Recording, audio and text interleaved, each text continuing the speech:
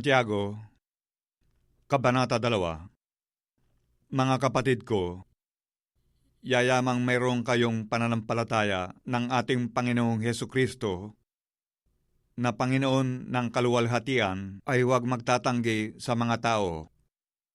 Sapagkat kung may pumapasok sa inyong sinagoga ang isang tao na may singsing na ginto at may magandang kasuotan, at may pumapasok namang isang dukha na may damit na hamak, at inyong itanggi ang may suot na damit na maganda, at inyong sabihin, maupo ka rito sa dakong mabuti, at sa dukha ay inyong sabihin, tumayo ka riyan, o maupo ka sa ibaba ng aking tungtungan.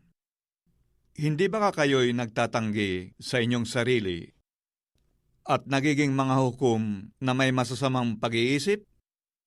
Dinggin ninyo, mga minamahal kong kapatid, hindi ba pinili ng Diyos ang mga dukha sa sanglibutang ito upang maging mayayaman sa pananampalataya at mga tagapagmana ng kahariang ipinangako niya sa mga nagsisiibig sa Kanya? Ngunit inyong niwalang puri ang dukha.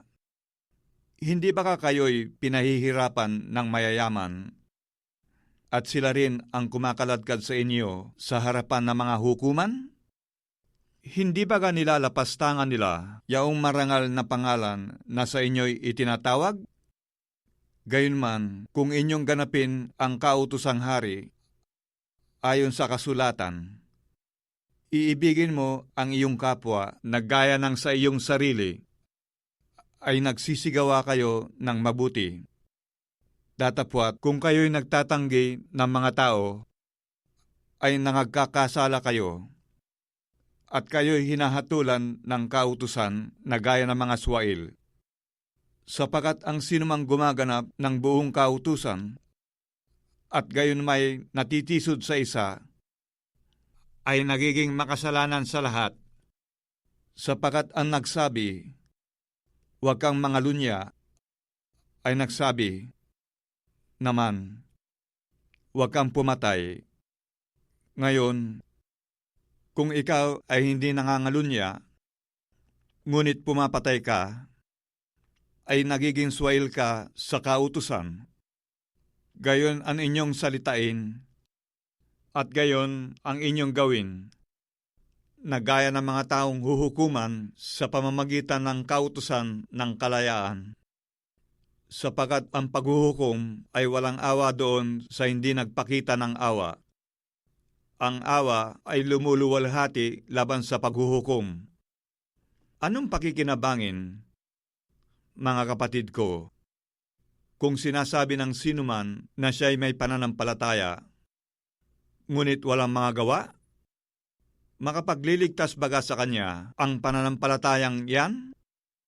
Kung ang isang kapatid na lalaki o babae ay hubad at walang kakanin araw-araw, at ang isa sa inyo ay magsabi sa kanila, magsiyaong kayong payapa, kayo'y mangagpainit at mangagpakabusog, at gayon may hindi ninyo ibinibigay sa kanila ang mga bagay na kinakailangan ng katawan.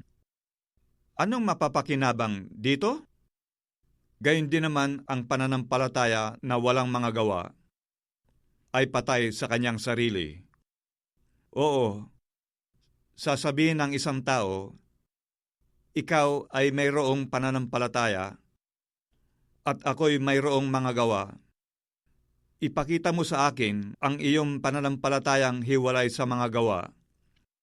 At ako, sa pamamagitan ng aking mga gawa, ay ipakita ko sa iyo ang aking pananampalataya. Ikaw ay sumasampalataya na ang Diyos ay iisa. Mabuti ang iyong ginagawa. Ang mga demonyo man ay nagsisisampalataya at nagsisipanginig. Datapwat, ibig mo bagang maalaman, o taong walang kabuluhan, na ang pananampalataya na walang mga gawa ay baog?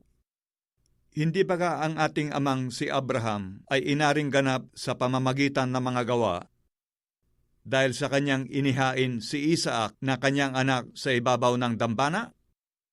Nakikita mo na ang pananampalataya ay gumagawang kalakip ng kanyang mga gawa at sa pamamagitan ng mga gawa ay naging sakdal ang pananampalataya. At natupad ang kasulatan na nagsasabi, "At si Abraham ay sumasampalataya sa Diyos, at yaoy ibinilang na katwiran sa kanya, at siya'y tinawag na kaibigan ng Diyos." Nakikita ninyo na sa pamamagitan ng mga gaway, inaaring ganap ang tao, at hindi sa pamamagitan ng pananampalataya lamang. At gayon din naman, hindi rin baga si Rahab na patutot ay inaring ganap sa pamamagitan ng mga gawa dahil sa tinanggap niya ang mga sugo at kanyang pinapagdaan sila sa ibang daan?